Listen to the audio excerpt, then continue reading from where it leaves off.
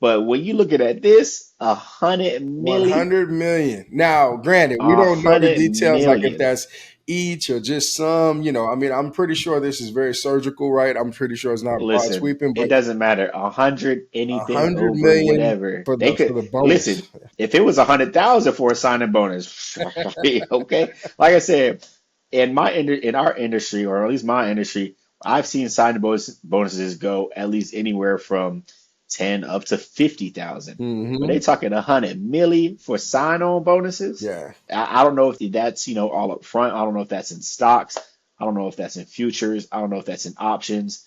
Whatever it is, that package of money is a lot of M's and zeros. Yeah. But $100 million. you got to Even if think it was you got like to think two about this. million, it's crazy. Right. 1 million. I mean, not even to be greedy. I'm just saying like 100 mil. But you got to think the race for AI dominance, and we talked about this, like the market share that OpenAI has is crazy. Because you think about this in relation to how far ahead Tesla came into the game and how far ahead they are than in EVs compared to all the other car makers. OpenAI came into the game and they're so far ahead of the AI game.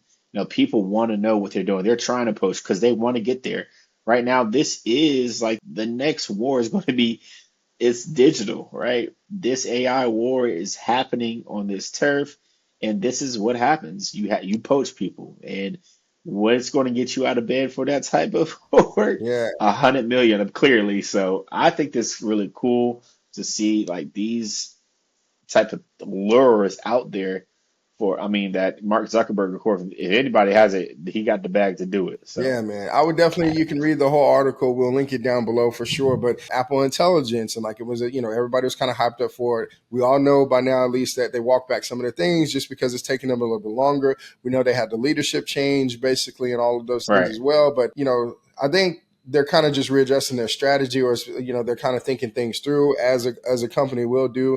And I'm hoping, I think we need them in the ecosystem because, like, you don't want less people in there. You want more competition, and all those things is good. So I do want Apple to have like a huge presence when it comes to that. But apparently they were considering using maybe Gemini or using Anthropic's core models, Anthropic's frontier models, to power Siri, just kind of moving away from what they were building themselves, because not many people know, but Apple did have their own foundation models that they were kind of working on, and trying to grow. So that way, eventually, how right now it connects to ChatGPT, right? So if you ask Siri something too complex, it'll say, "Do you want me to ask ChatGPT?" Like they were eventually, I'm sure, trying to get away from that, or they may be model agnostic and just try to give you options across the gamut. So they may give you a lot of options, but just in general, just Apple, like their strategy, and they have this huge ambition of all the things that they kind of want to get into and they want to tackle. But it just feels like they need to be out there, man, because Google has these, their models are getting smaller and smaller. They have these nano models and all these things that can be run on device, right? So that way you can have this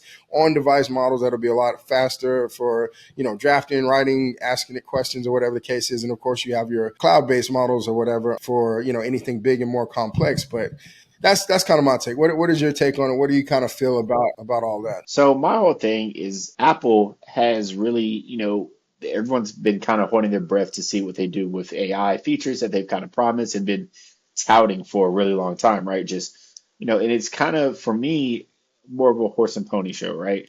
They've been touting all these features and how great their AI was, only for it to really kind of fall flat, in my opinion. And I think they realized that and realized how far behind they were in this quote unquote AI race, right? And I think they did, in my opinion, the right thing from a business perspective during WWDC and, kind of trying to double down on more of their hardware.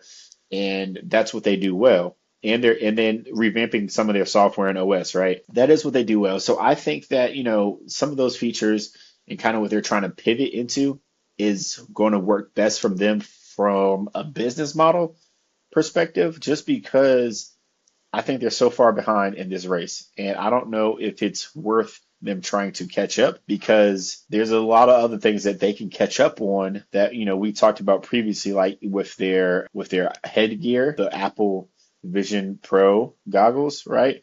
That's something that they need to catch up on too.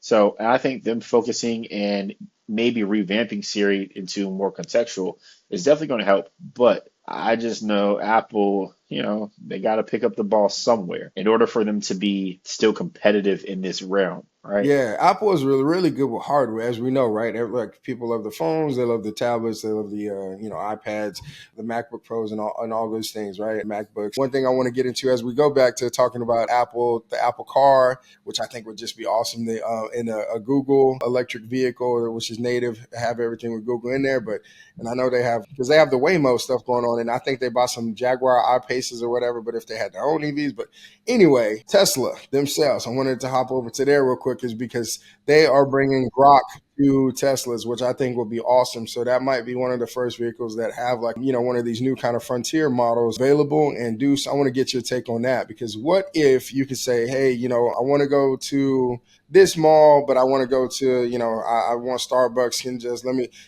take me to the closest Starbucks next to this mall, and it navigates like the whole thing.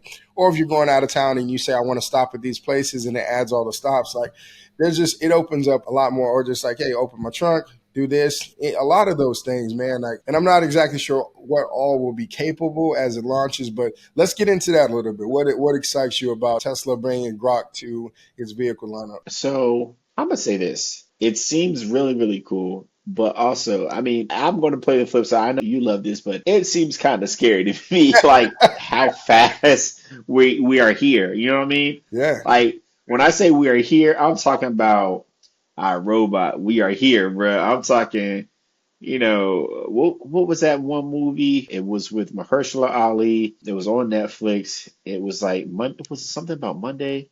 The Teslas were crashing, Oh, driving themselves and I know crashing. it was I on forget the Netflix. movie. It was on Netflix. Yeah. Yeah, but my thing is this. Like I said, it seems cool, but it's getting a little real out here. Scary. Conversational AI to integrated into the vehicles. Yeah. It seems very cool, but also I'm very hesitant. Like I'm like, I mean, I because know, I mean, man. okay, well, if what was going to happen in that movie, and it was like something tomorrow, right? The day after tomorrow. I can't Yeah, remember what it was exactly, but not the day after tomorrow, but yeah, hey, we'll drop it in the description. But I do remember that movie that was on Netflix. But that I don't think that's going to have anything to do with like driving. Like if they're going to take that over and they're going to have it where like they can have them driving. But they also did that in one of the Fast and Furious. Maybe one or two of those ago, they had all those like they were gas powered cars and they were all taken over as well autonomously. But either way, from Tesla, I think it's cool because so apparently what they're going to have is what you can see here is they'll have a drop down where you can choose different voices. You can also choose kind of the mode. So apparently you can choose like if it's unfiltered, like a typical kind of raw mode itself, like that. Language tutor, therapist, storytelling. There's like a kid's version of Grok or whatever. And so I guess when you're interfacing it, it'll be a little softer, or it'll tell stories, it'll be more conversational and everything like that, which would be pretty cool. But just for me, what I'm thinking is just like having that ability to have it have good context. Like if I say, hey, like if you go to a road trip and you say you want to stop at a few places, and it automatically just kind of routing that for you. Or if you tell it the supercharger that you prefer to go to, I think it's cool.